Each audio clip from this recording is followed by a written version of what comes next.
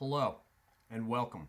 I am the Suit&Tie Dip&ChewGuy, and this is the number 8 and final review of series number 14.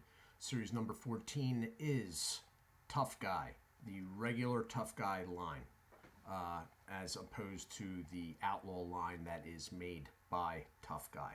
So, as you just saw, this will be of the Tough Guy Cinnamon, which I've only had once before, and it's good. I liked it. It was very different, but I didn't like the mouthfeel of it.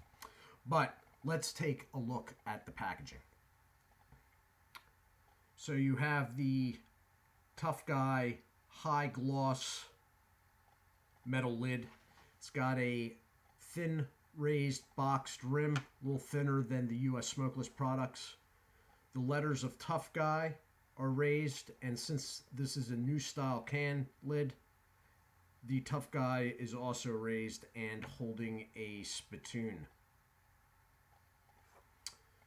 If you're looking at the product, in the upper right is the flavor. And of course, that is premium fat cut chewing tobacco. Going to the side banding, warning label, branding, fat cut cinnamon,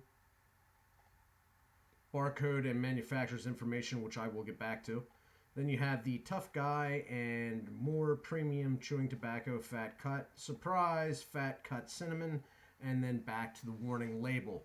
There are no date code sell bys, use by dates on these cans. The product is made small batch. That is actually true. It is made small batch, and it uses minimal preservatives. So they used to say on the paperwork that came with the product when you ordered it that you should use it within 30 days. I'm going to go a step further and say that you should use it as quickly as possible. All that said, in this series I have had no cans go bad. So that is good. This can, the can itself is a newer style can. It's got a deeper recess and a pretty sharp edge going into that recess. All right. Now, the manufacturer's information. First of all, this is Tax Class C. Tax Class C is for chewing tobacco because that's what this is. They call it fat cut. Really, it is basically a very fine cut loose leaf. Dip products are Tax Class M. This is a product of Ace Moist Snuff Incorporated. Now, on this can, they have the P.O. box as Hicksville, New York, which is right next door to Farmingdale, which is where the company actually is. It is in Farmingdale, New York, which is on Long Island, a little ways east of Queens, just outside of New York City. All right.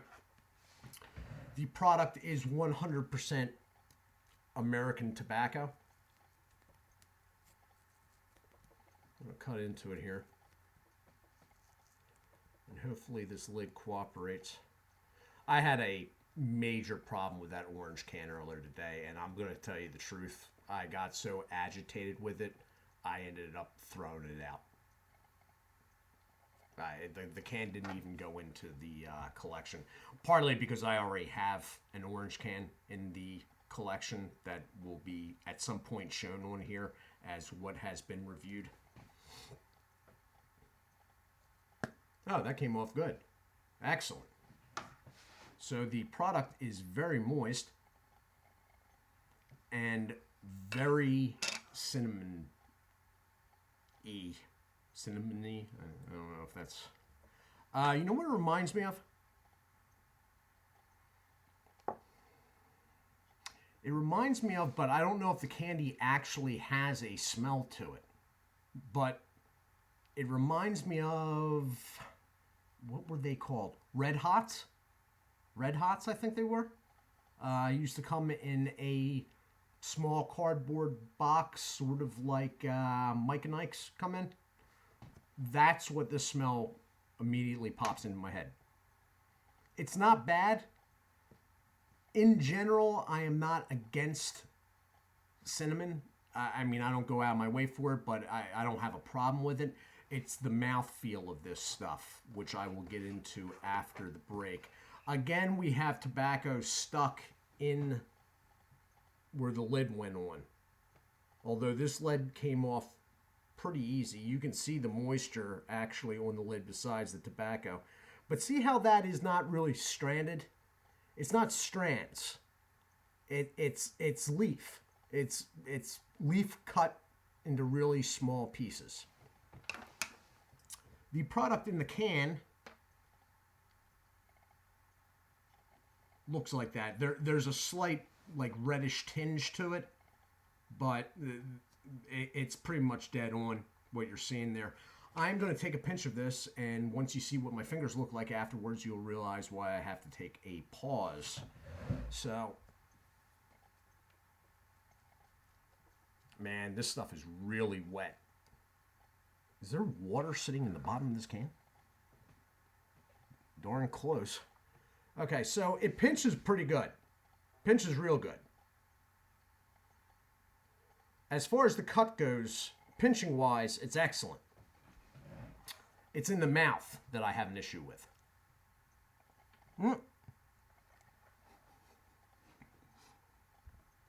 And of course, I just reversed my whole statement there by goofing up on that. Anyway.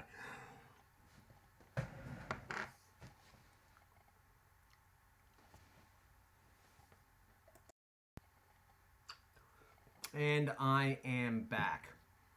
Let me just tell you how moist this particular can was. It was even more so than usual. When I wiped my desk off with a dry paper towel into the jug, the tobacco actually left streaks, like moisture streaks across my desk. I had to go get a second paper towel that was damp to wipe it down again. Anyway, this stuff is stingy. I mean, it's not zingy. It's not, I don't know if I'd say burn. It stings. Now, I always push around the side for these because I'm talking. But with this, I had to. I'm sure the same mouthfeel because of nicotine is like the other products with this one, but this one, whatever they're using for the cinnamon, it's stingy. All right, it is stinging my gum back at my farthest back molar right now. Tolerable, unlike up front, but it's actually stinging back there, which I don't know if anything. Wintergreen with me doesn't usually give me a burn back there. This stuff, and it's really good. Flavor-wise, it's really good. They really nailed the flavor down.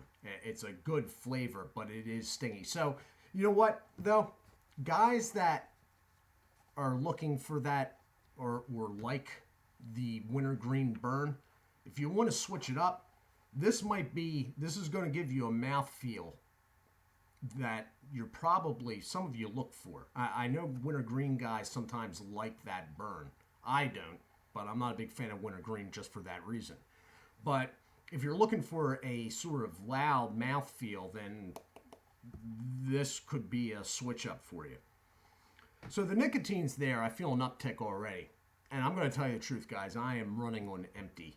And I will explain as to why in a video later this weekend.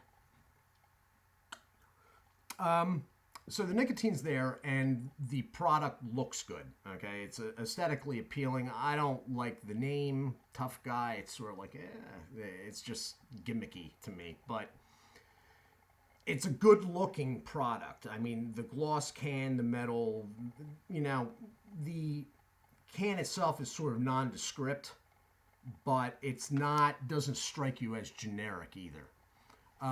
The banding on this, they got pretty darn close. It was on there pretty straight as far as the series has gone thus far. So the nicotine's good, and the product looks good. The product in the can looks good. Very moist. This one particularly so. And, pinches real well. In the mouth, again, it's spreading out. Not quite as out of control as the last lemon, but the moisture content in this one was much higher than the lemon. So, they make a big deal about the fat cut. In the mouth, I don't see what the big deal is. It's, it is not the... You could keep something better formed with, a long cut from Skull, basically. Pinching wise, it's great, but in the mouth, not so much. The flavor, as I said, they nailed on this. They really did. They nailed it. It's just really stingy, to me anyway. Which, as a once in a while thing, is all right. I don't have a big problem with it once in a while, and I don't have a problem because the overall flavor of this one is so good and so different. This is a very different, like, it's almost so good and makes so much sense that you're a little surprised that, like, somebody else that does a whole bunch of, like, Skull hasn't done a cinnamon.